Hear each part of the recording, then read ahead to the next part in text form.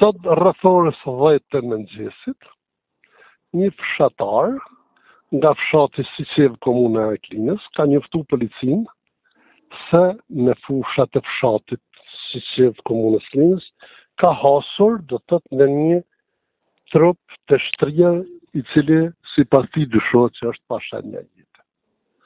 Policia më njëherë ju ka përgjigj vendet të ngjarjes, gjithashtu në vend ngjarjes ka dalë edhe mjeku kujdestari, i cili e ka konstatuar vdekjen e viktimës. Në vend ngjarjes janë gjitha njësitë kompetente policore, është duke u punuar në mënyrë intensive për të kuptuar për rrethanat shkaqe të të ndryqimin e rastit.